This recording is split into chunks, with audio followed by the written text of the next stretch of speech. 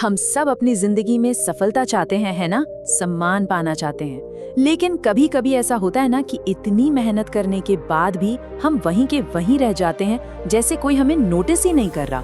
ऐसा लगता है जैसे सक्सेस की कोई चाबी है जो कहीं गुम हो गई है। खैर, आज के इस खास विश्लेषण में हम उसी चाबी को ढूंढने वाले हैं। हम सीधे हिमालय के एक महान बौद्ध भिक्षु के प्राचीन ज्ञान को डिकोड करेंगे। उनका कहना था कि दुनिया का सबसे शक्तिशाली हथियार कोई तलवार या तोप नहीं है, बल्कि हमारे अपने शब्द हैं। तो चलिए बिना देर के शुरू करते हैं। आज के इस एक्सप्लेनर में हम क्या क्या कवर करने वाले हैं, उस पर एक नजर डाल लेते हैं। पहला, शब्द जो कि अंतिम हथियार हैं। दूसरा, हिमालय से मिला ज्ञान। तीसरा, बोलने से पहले पूछे जाने वाले 3 सवाल। चौथा, स्पष्टता और आत्मविश्वास। पांचवा, जुड़ाव और सहानुभूति। और अंत में सुनने की असली ताकत। तो चलिए पहले भाग से शुरुआत करते हैं। शब्द अंतिम हथियार। इसकी शुरुआत हिमालय की एक बेहद शांत घाटी से होती है, जहाँ एक बहुत ही प्रसिद्ध बौद्ध भिक्षु रहा करते थे। एक दिन एक जिज्ञासु व्यक्ति उनके पास आया और उसने एक बहुत ही सीधा सा लेकिन गहरा सवाल पूछा। उसने कहा, हर कोई कहता है कि जिंदगी में आगे बढ़ना है तो चालाक बनो, होशियार बनो, पर असल में ये सफलता मिलती कैसे है? भिक्षु ने उसे जो जवाब दिया ना, वो हम सबके लिए एक बहुत बड़ा लेसन है। अब देखिए, ये जो बात है वो हमारे समाज की एक बहुत बड़ी सच्चाई को सामने लाती है। हम सब ने अपनी जिंदगी में देखा है कि कुछ लोग बहुत ज्यादा पढ़े लिखे होते हैं, उनके पास डिग्रियों का पूरा अंबार होता है, लेकिन वो करियर में उतना आगे नहीं जा पाते क्योंकि वो अपनी बात ठीक से एक्सप्रेस ही नहीं कर पाते। और वही दूसरी तरफ कुछ ऐसे लोग भी होते हैं जो शायद किताबों में इतने तेज ना हो, लेकिन बातों के ऐसे जादूगर होते हैं कि एक करिश्माई लीडर बन जाते हैं, सब कुछ हासिल कर लेते हैं। सच कहूं तो ये पूरा खेल सिर्फ और सिर्फ शब्दों का है। भाग 2, हिमालय का ज्ञान। भिक्षु की बात बिल्कुल साफ थी। उनका मानना था कि इस पूरी दुनिया में सबसे ताकतवर और सबसे खतरनाक हथियार बंदूकें या मिसाइलें नहीं हैं, बिल्कुल नहीं, बल्कि हमारे बोले गए या यहाँ तक कि लिखे गए शब्द हैं। सोचकर देखिए, इन्हीं शब्दों की बदौलत एक नेता पूरे देश को चलाता है और एक बिजनेसमैन अपने व्यापार को टॉप पर ले जाता है।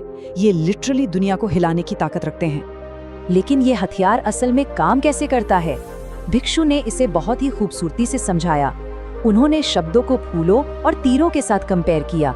अगर हम चाहें तो हमारे शब्द फूलों की तरह काम कर सकते हैं, जो बड़े से बड़े घाव भर सकते हैं, नए रिश्ते जोड़ सकते हैं, किसी के चेहरे पर मुस्कान ला सकते हैं। लेकिन अगर हम बिना सोचे समझे बोलें तो यही शब्द सीधे तीर बन जाते हैं। ऐसे तीर जो ऐसे घाव देते हैं जो शायद कभी नहीं भरते।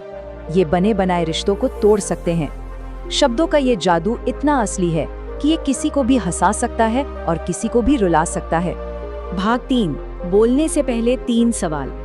अब क्योंकि ये शब्द तीरों की तरह घातक हो सकते हैं, इसलिए कोई भी शब्द रूपी तीर कमान से छोड़ने से पहले ना एक खास तरह की मेंटल तैयारी बहुत जरूरी है।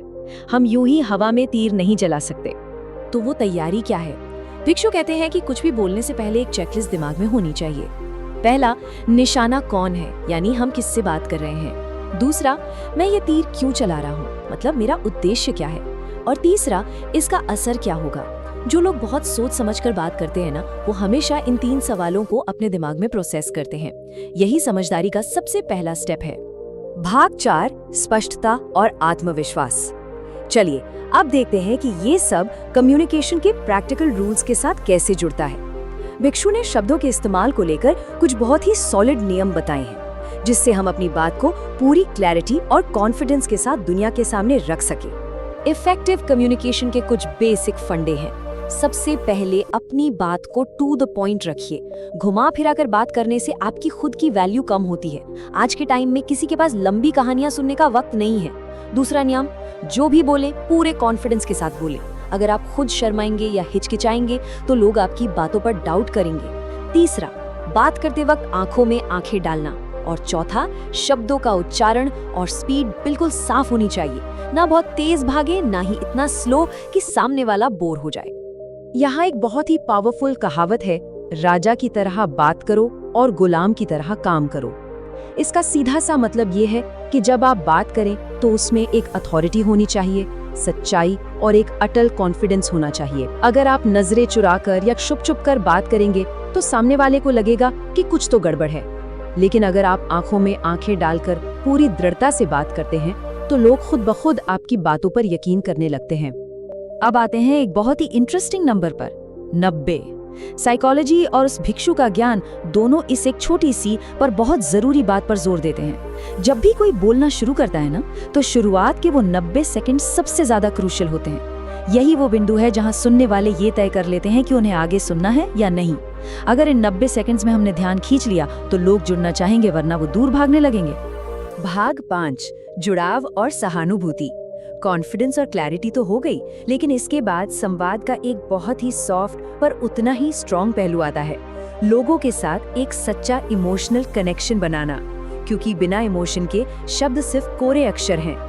देखिए, लोगों के दिलों में जगह बनाने के लिए सच्ची तारीफ करना बहुत काम आता है। आखिर सबको सम्मान और एप्रिसिएशन पसंद है, लेकिन इससे भी बड़ी बात है अपने शब्दों में सही इमोशन डालना। एक सिंपल सा एग्जाम्पल लेते हैं। मान लीजिए एक लाइन है, मैं तुम्हें कभी नहीं छोड़ूंगा। अब अगर इसे प्यार से बोला जाए तो ये सुरक्षा का एहसास देता है, लेकिन अगर इसी लाइन को आप गुस्से में बोलें तो ये सीधे सीधे एक धमकी बन जाती है। शब्द बिल्कुल वही हैं, पर इमोशन ने पूरा मतलब बदल दिया। इसके अलावा निस्वार्थ भाव से दूसरों की मदद करना, वो भी एक ऐसा साइलेंट कम्युनिकेशन है जो लोगों को हमेशा के लिए आपका बना देता है। भाग 6, सुनने की शक्ति। हम अभी तक शब्दों के जादू और बोलने की ताकत के बारे में बहुत बात कर चुके हैं, लेकिन भिक्षु के ज्ञान का सबसे भारी और सबसे डीप हिस्सा असल में बोलने के बारे में है ही नहीं, वो शांत रहने के बारे में है। जरा सोचिए, कुदरत ने भी हमारी रचना में एक बहुत गहरा मैसेज छिपाया है। 2 कान और 1 मुंह, 2:1। ये इस बात का एकदम क्लियर साइन है कि यूनिवर्स भी यही चाहता है कि हम बोलने से 2 गुना सुने। जो लोग कम बोलते हैं ना, उनकी सोचने और चीजों को समझने की कैपेसिटी कहीं ज्यादा होती है। एक कामयाब और समझदार इंसान की सबसे बड़ी निशानी यही है कि वो पहले ध्यान से सुनता है, उस पर गहराई से सोचता है, चीजों को समझता है और सिर्फ उसके बाद ही अपना जवाब देता है। अक्सर लोग दूसरों की बात काट कर बस अपनी बात थोपना चाहते हैं, लेकिन असली रिस्पेक्ट उसी को मिलती है जो सामने वाले को पूरी तरह सुनने का पेशेंस रखता है। तो कुल मिलाकर इस पूरे एक्सप्लेनेटर और उस महान भिक्षु का सारा ज्ञान इसी एक बात पर आके रुकता है, हमारे शब्द ही हमारा सबसे बड़ा हथियार है। ये वो मैजिक है जो दुनिया को बना भी सकता है और बिगाड़ भी सकता है। अब जब हम शब्दों और सुनने के इस गहरे जादू को समझ चुके हैं, तो सबसे बड़ा सवाल जो हमें सोचना है वो ये है कि आज हमारे कमान से जो तीर निकलेंगे वो कैसे होंगे। क्या वो ऐसे फूल होंगे जो किसी के चेहरे पर स्माइल लाएंगे, या फिर ऐसे तीर जो किसी को आहत कर जाएंगे। ये चॉइस हमेशा हमारी होती है।